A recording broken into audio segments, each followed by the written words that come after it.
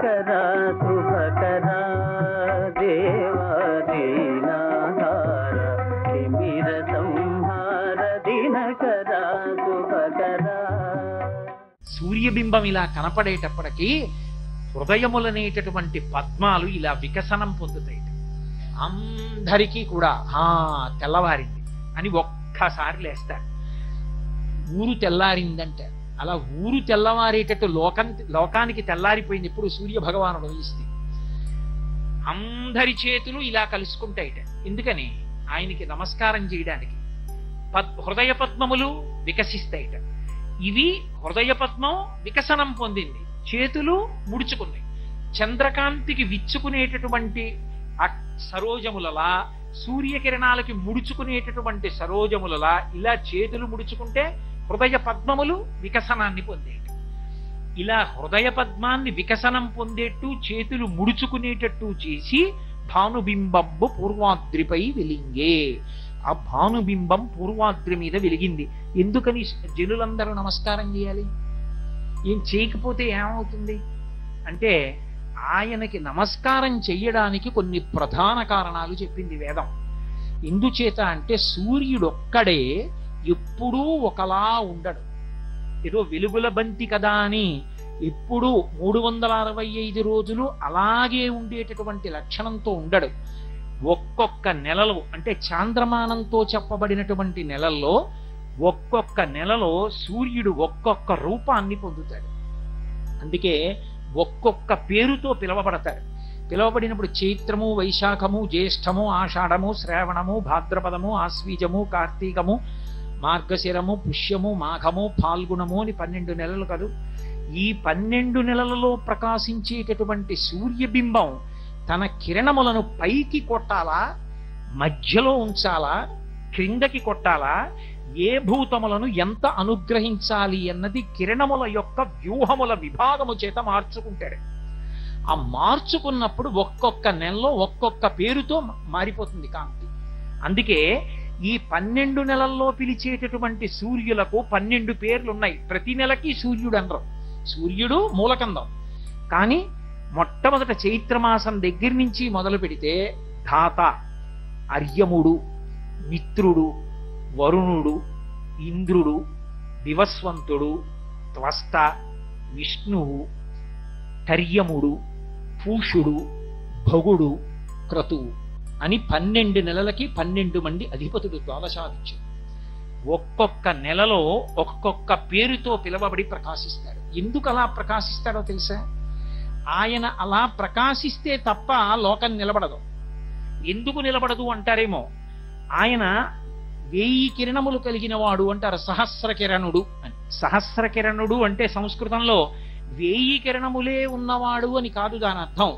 అనంతమైనటువంటి కిరణములు కలిగినటువంటి వాడు. 1000ని ఒక సంకేతంగా స్వీకరిస్తే, అంటే 1000 అన్న సంఖ్యని ఒక సంకేతంగా తీసుకున్నారనుకోండి, తీసుకున్నప్పుడు ఆయన లోకానికంతటికీ ఒక మహోపకారం చేస్తాడు. చేసినప్పుడు ఆయన ఉపకారం చేసేటప్పుడు తిరుగులేని ఉపకారం అది. ఆ ఉపకారం చేసేటప్పుడు 400 కిరణములను 5 వ్యూహముల చేత పైకి కొడతాడు, ఆకాశం వైపుకి.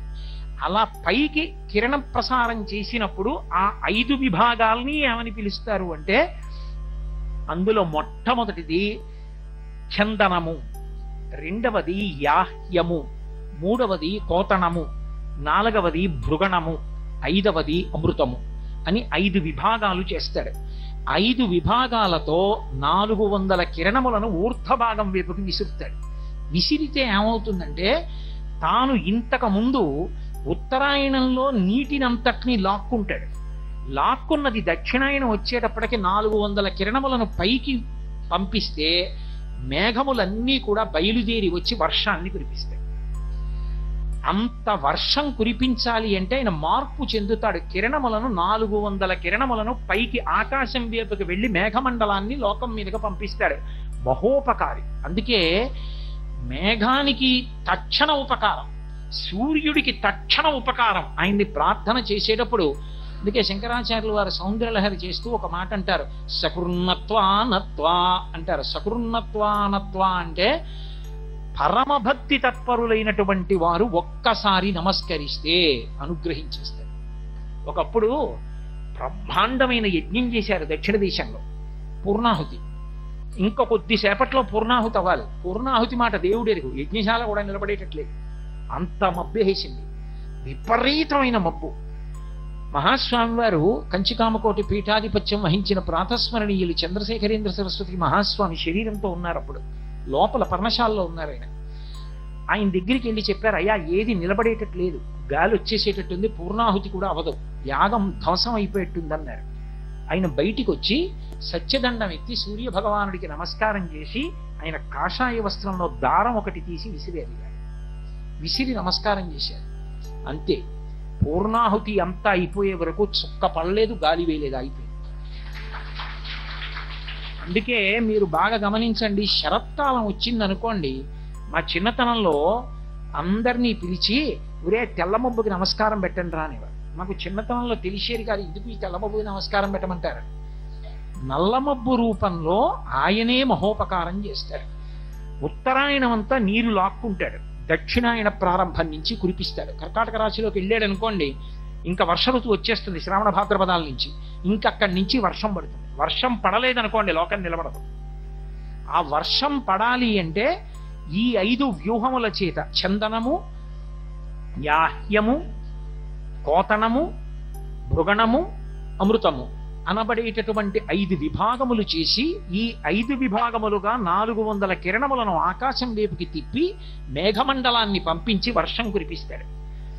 వర్షం కురిపిస్తే మనం మరిచిపోతాం, రాత్రి ఇంట్లో పడుకుంటాం, బ్రహ్మాండమైన వాన పడుతుంది. పొద్దున్న లేచి అబ్బా పెద్ద బ్రహ్మాండమైన వాన పడిందో, చల్లబడిపోయింది రోడ్లన్నీ, ఎన్ని నీళ్ళు, అమ్మయ్య పోన్లే, ఊరికి దాహం తీరింది, అమ్మయ్య వాన పడింది, ఎంత పెద్ద వానం అంటాం. అంతేకాని మహానుభావుడు సూర్యుడు కురిపించిన వాడు, ఆయన మేఘమండలానికి అధిపతిని నమస్కారం చెయ్యం. మనం గుర్తు పెట్టుకుని నమస్కారం చేసేది ఎవరో తెలుసా? 3 జాతుల కప్పలున్నాయి, వాటికి ఖణ్వక, ఖైమక, ఉపరి వాటి పేరు. ఆ 3 స్త్రీ జాతి కప్పలే. ఆ 3 కప్పలు మనం ఆ పేర్లు వాడడం మానేసి బోధురు కప్పలు అంటుంటాం.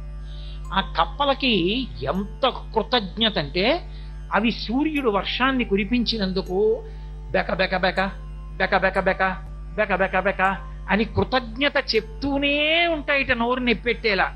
స్వామి వాన కురిపించావు, స్వామి వాన కురిపించావు, స్వామి వాన కురిపించావు.